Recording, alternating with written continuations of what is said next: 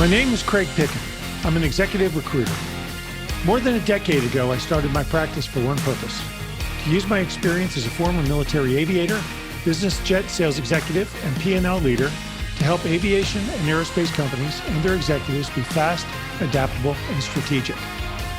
I do these podcasts to inspire and inform, but more importantly, they are a focused platform to help business leaders grow.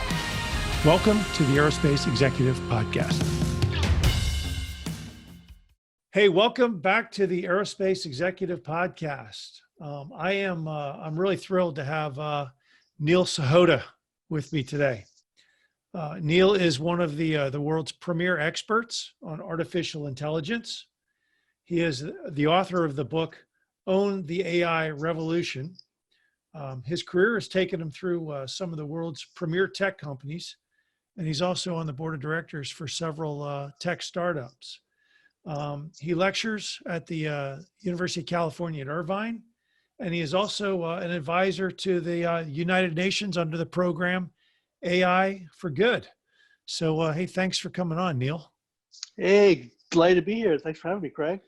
So let's go to you. Let's start off with your book. What is the AI revolution? We're hearing a lot about AI. Quite frankly, I don't know whether to embrace it or, be scared to death of it. So let's start there.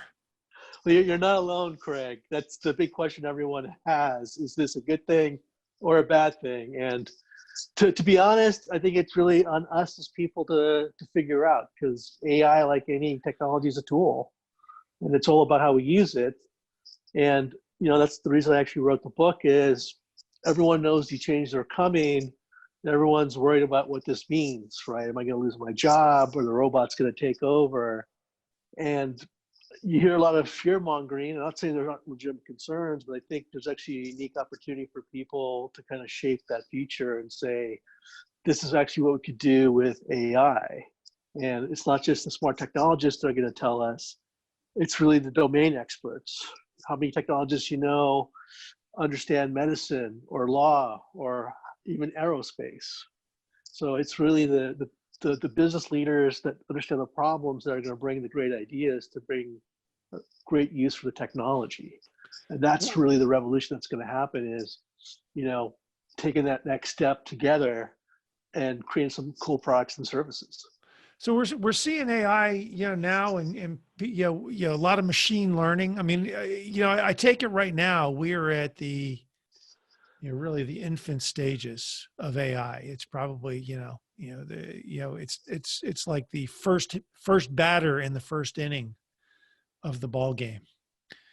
But it's already doing a lot of really neat functions. A lot of machine learning out there right now. A lot of people using it for both good and bad. How do you see this revolution progressing, from where we are now into the near and distant future? I think that a lot of I'll call it kind of low level admin type of tasks are getting automated. And we're already starting to see that the machine can do some more of the repetitious. It requires a little bit of cognition, like processing an insurance claim. But those types of works, I think, is what a lot of people are focused, what I call the automation. I think really what's going to happen is more people learn the capabilities, and we're starting to see some of this. It'll transform more to innovation. So you think of something like manufacturing an airplane. There's already companies starting to take AI and combine that with generative design and say, look, you teach the machine, here's how you make a plane. It's got to have engines that can produce enough thrust to escape gravity. It's got to have wings and flaps and all these things. But rather than say, these are the materials that we can use, or the things, just like, this is the principles of what an airplane needs to have to fly. I want a plane that's going to hold 200 people, have a range of 12,000 miles, just give the parameters, constraints, and let the machine figure out a design for it. And through generative design, it's designing millions of potential options with, as we've actually seen in fabrications, using things like combinations of metals or plastics that we've actually never seen before. we even through all that, discarding the ones that doesn't think makes the most sense and presenting anywhere from 4 to 12 options for human engineers to actually start looking at, reviewing, and say, wait a second, maybe one of these actually makes a whole lot of sense. But along those same lines, you think about, back when I was a kid and the very, computers took up a whole room, and they talked about, garbage in, garbage out, all the basic parameters of computing and software and coding and things like that. Where do you get your baseline? So if I'm a company and I'm thinking about, hey, look, I want to offload this to some sort of artificial intelligence function, be it credit cards, credit card companies or banks using it for fraud protection, or aerospace manufacturers. How do they set up the baseline for what AI will, compute and calculate off of? What's the starting point? So that's a great question. It's data. It's actually all about data. And that's ironically one of the big challenges to using AI. To teach a machine, you have to give it tons and tons of data. That's the fuel. And if you don't have the data, or you can't acquire it, or you can't get it or license it, you're stuck. You can't do it. Right? I very much liken this to teaching a child.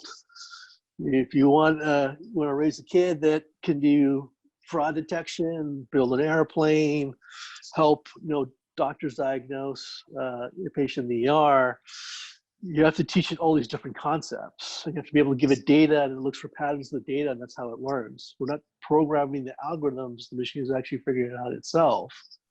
So without that data, you're stuck. You can't do it. Which then puts a lot of emphasis not just on having data, but good data.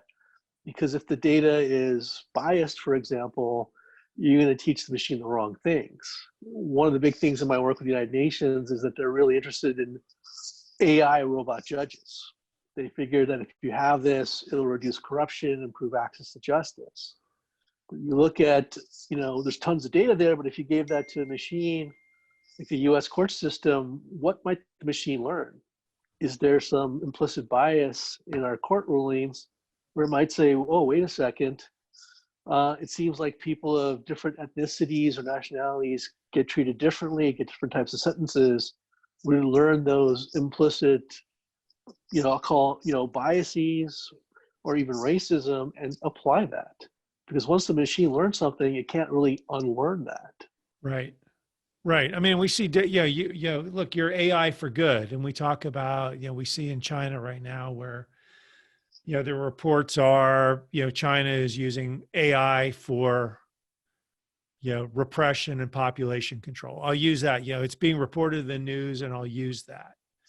I take it other governments would, they want to, install AI to promote, the direction the governments want to go versus, what's good for the people. What needs to happen globally for AI to really work as a benefit to people, or to keep it from being a nightmarish scenario? Well, I'll kind of pull that old cliche out and say that for this to be a benefit, it means that good people can't just do nothing, right? We all have to kind of stand up and say we have a voice in this, and we have a choice on how to use this. And that's why I'm a big proponent that, we need to have some regulation around AI technology. I know there's the big battle between regulation. Too much kills innovation, and not enough can cause harm to society, and it's a balance. But without a general consensus, what does right use really mean? Like in China, they now have the Smiles program, where everyone has a social credit score, and they're using machine learning and AI technology to try and observe good behavior, bad behavior, and either points go up or points go down based on good, bad behavior. And if your points get below, you're no longer allowed to access certain services. So you can't ride trains, planes, you can't get Right. other types of social services.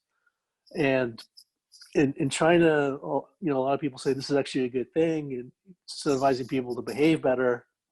But I know that we look at here in the US or in Europe, they're like, whoa, it's a little too big brotherish, right? Right. Right. Yeah. And Hey, it, look, it's a different society. Yeah. Different societies embrace different concepts. I mean, you think about Google, Google's mantra when it first came into being was don't be evil.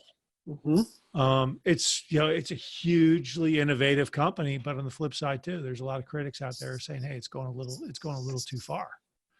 And, I and guess it all depends on how you look at it, right? it does, but I think that's the challenge that we all have because, technology has no boundaries, right? What gets created in China, what really stops that from coming to other countries and vice versa.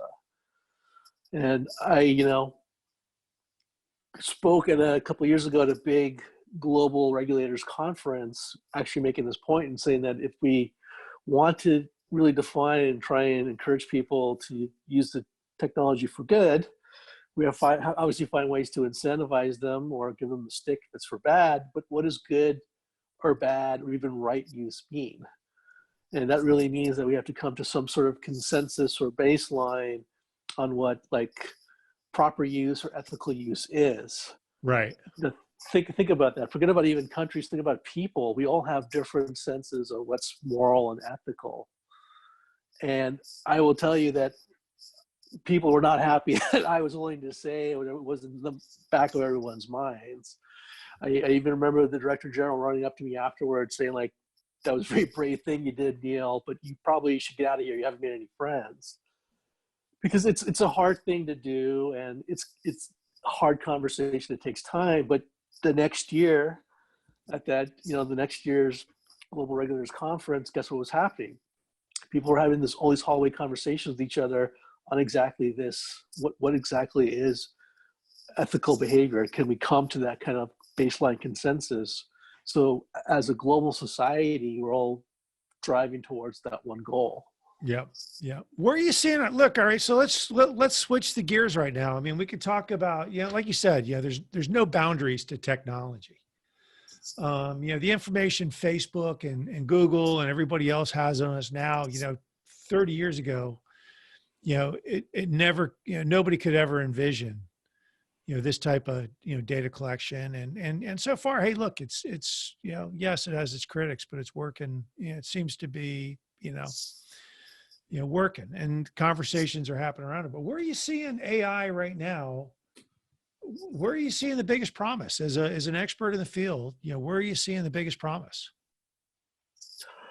Well, that's a great question, Craig. It depends on kind of the industry. We're seeing that, AI might be really interesting in education. As an accelerator, as a tutor, but to actually kind of give people that 24/7 kind of educational coach, if you will. One of the things that, I've done and I've been very big about is give back and trying to help underserved communities because technology, unfortunately, is also a driver for income inequality. Sure. And so trying to, get students in underserved communities to get active more in STEM or STEAM initiatives is big. And one of the things, especially in my IBM days, even doing a once a month project with these students, they get really excited. Even the fourth graders get really excited. They want to learn. And then it's they have no outlet to go learn anymore, right? Once we're gone, we're gone. And it's not necessarily the teachers, knows the subject or is teaching on that subject. And they may not have the resources at home or the parents that they can try and do something with. And so there's been a really big push in education to try and give that supplemental help or guidance to the students so that if they're really interested in something, they can keep pursuing that topic. And that's also now started morphing into, well, every student learns differently. In healthcare, we always talk about precision medicine, practicing medicine based on the specific individual. Could we do the same thing in education? Could we actually teach in a way that's the most conducive to each particular student? Like if this student's a visual learner, this one's more of an auditory learner, this person kind of has to write things out. If you tell these types of stories to this student, it's going to resonate more, whereas this person needs to maybe see videos or something. And so there's been a big push in that space. A lot of companies like Rare Innovations are now creating AI tools for all school children, but also parents, school administrators, and teachers to try and create precision education. That's yeah, well, hey, look, it's amazing to me. I've got, my twins are in college. They're both freshmen in college. And it's amazing to me how different each of them learn. My son is a huge consumer of YouTube videos. He takes a chemistry class at, University of North Carolina, and, he'll spend the next 3 hours on YouTube watching different chemistry classes, and videos, et cetera, on how to do stuff. And it's fascinating to me how far along we've come into that regard. So when you talk about teaching each student, creating, individually defined curriculum based on a set of parameters that is learned from somebody starting at age maybe 7 or 8 when they're in elementary school, all the way up to the time they're in college and beyond. Yeah, and that's exactly the right way to put it, a individualized curriculum. So it's learning methods as well as what their interests and their strengths and weaknesses might lie. We still teach very much in a lot of places using 19th century techniques. And, we're always taught you have to kind of teach to the lowest common denominator in the class so nobody feels like it's too hard or getting left behind. And unfortunately, that means the students that might be stronger in a subject feel more bored or alienated. And so there's never been like a perfect, I'll call it balance for all the students. But now we actually have the tools to actually enable that.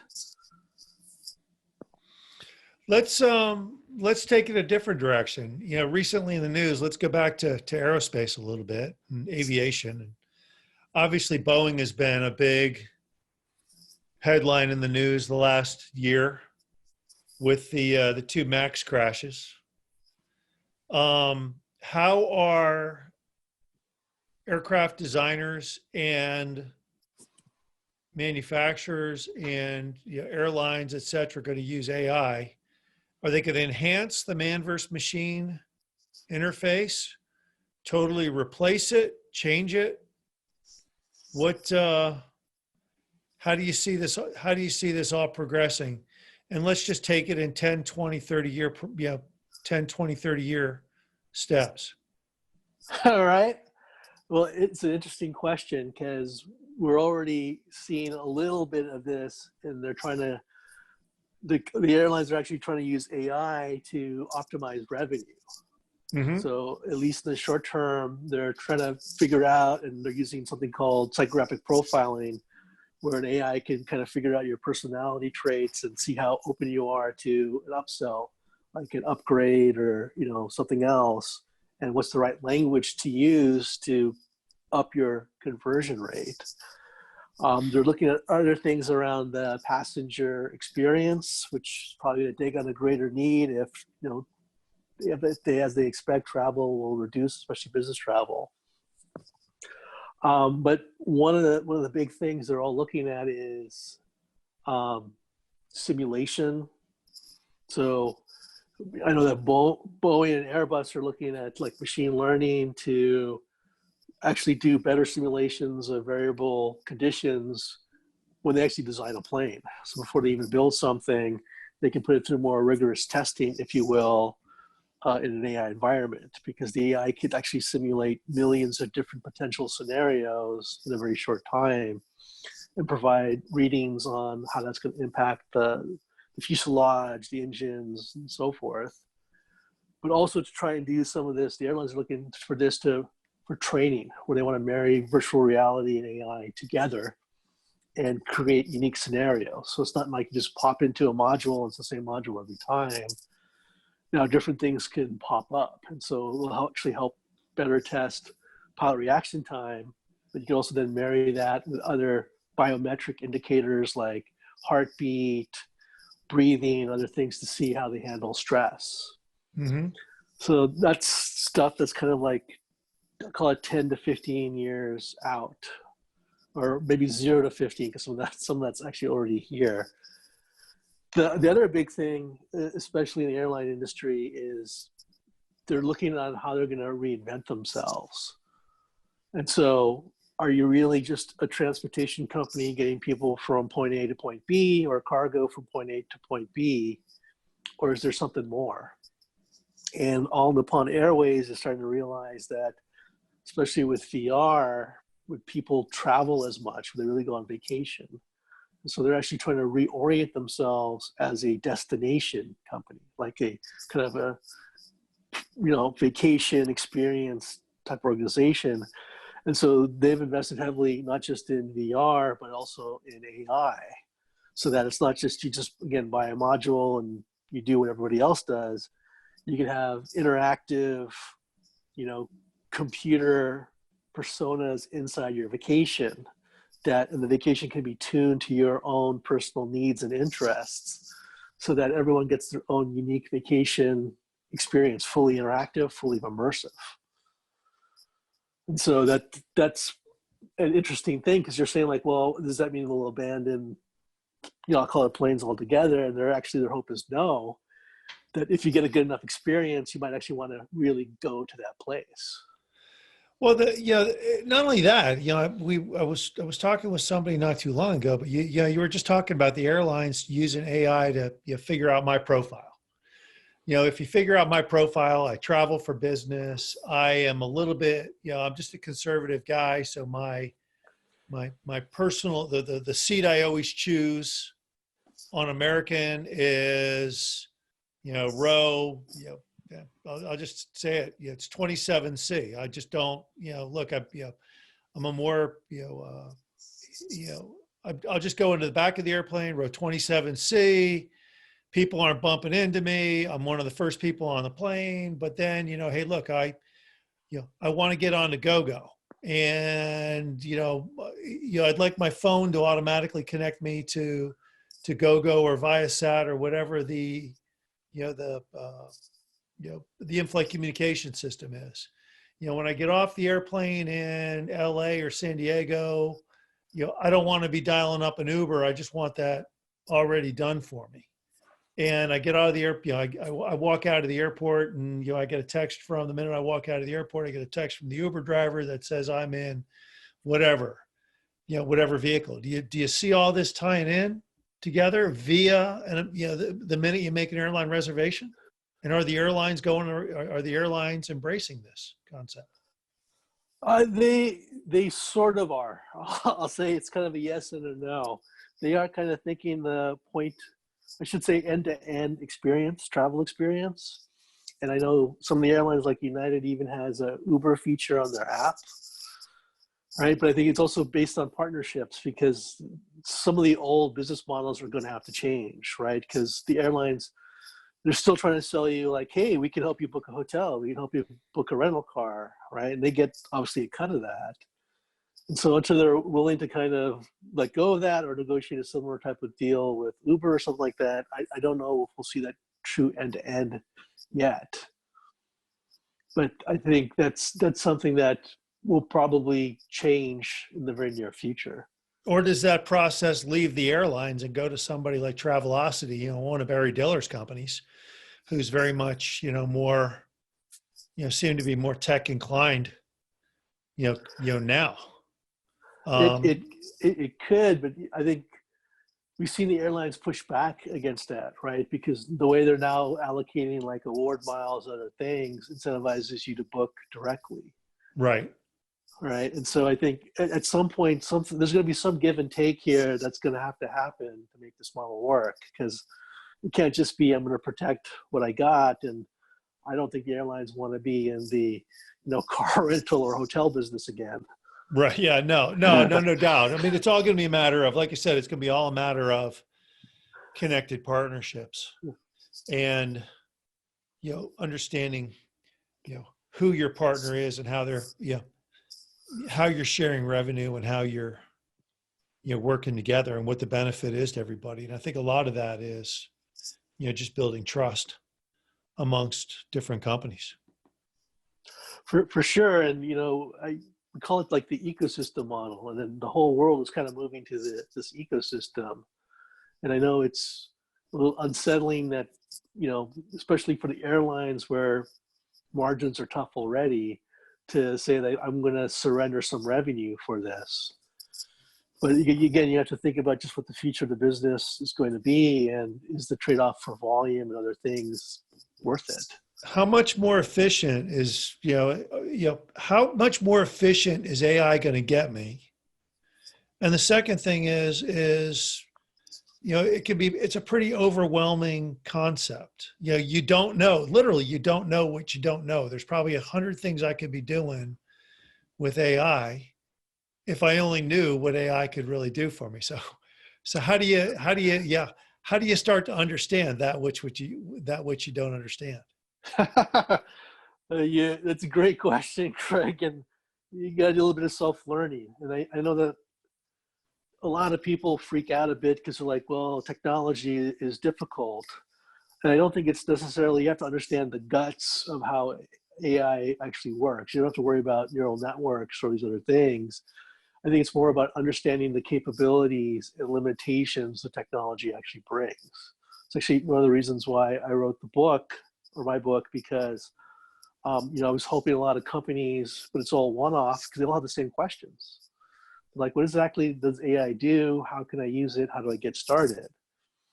And this is not about, ones and zeros. This is really about, you have a machine that can suddenly do things that we've never seen before, right? That it can do low-level cognitive type of tasks, to do what we teach it. How can you actually apply that? And I'll give you a non-aerospace example. I was brought forward to one of the big mega law firms, and they were talking about these 12 use cases to use AI, and I told them, like, look, you guys did a lot of great work, and yeah, you could absolutely use AI, but you're thinking very much just automation, right? Help you manage your calendars better, help you manage the case rules better, right? You're not really unlocking a whole lot of value from this. And I remember one managing partner looks at me like, I'm glad you said that, because that's how he felt. I mean, what's the big deal? And so I just said, hey, what keeps you awake at night? What's your biggest problem? And he told me it's talent management. He's like, we have no idea how good our people are or are not, if they're going to be good trial lawyers, if they're going to be good business development or rainmaker type of people. We've let people go that we thought were mediocre, and it turns out they're superstars in court. They're beating us every time, right? Can AI do something there? I'm like, well, actually, yes, right? And so I explained to them how AI could actually help assess a person's knowledge, skills, other types of things to help identify a better fit career track, and what they're actually capable of doing. Like, are they good communicators? These other types of things. And the first reaction was they didn't believe me. Like, there's no way a machine can do that better than a person. And I'm not saying that machines do everything better than people. There's a lot of things people do better than machines.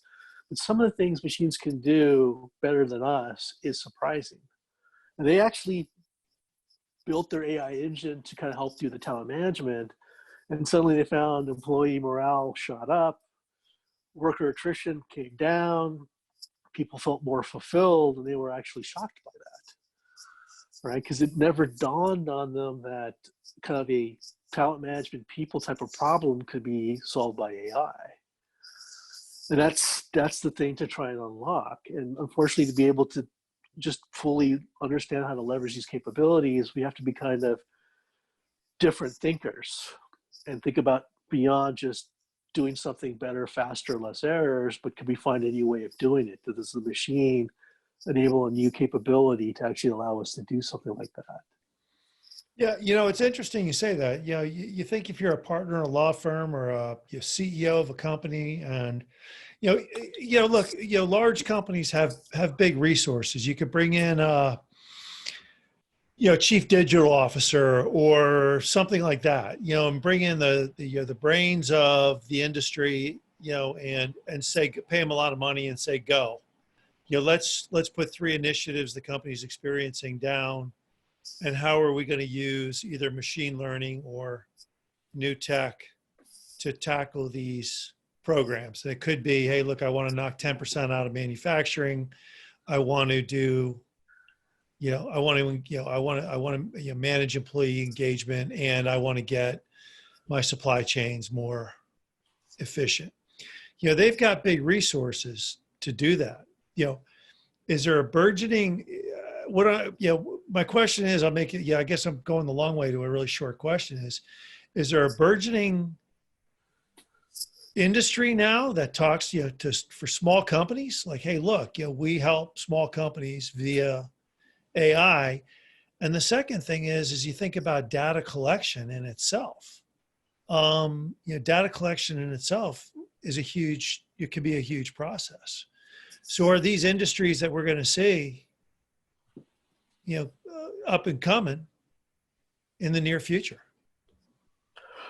For sure, and I think the small or startup community is actually probably a lot bigger than people realize. We were talking about ecosystems a little bit earlier. All these big companies, the Googles, the IBMs, the Facebooks, are trying to build their ecosystem and get people to use their AI tools. And when I was building the IBM Watson ecosystem, one of the things that we really found was about 70% of the people using the Watson technology were actually startups.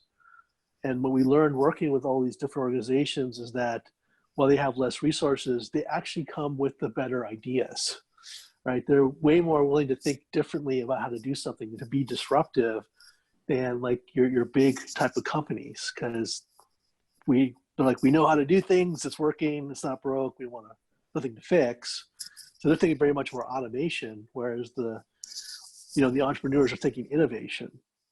And as a result, there's a lot more programs, not just for big companies, but even government programs, universities, to encourage and give them resources, tools, labs, whatever they might need to pursue those ideas. So I think on that front, there's help, and that amount of help is actually growing. So hopefully, we'll see a lot more great ideas popping out, but I think we'll also see a lot more disruption and change happening faster and faster as a result. What do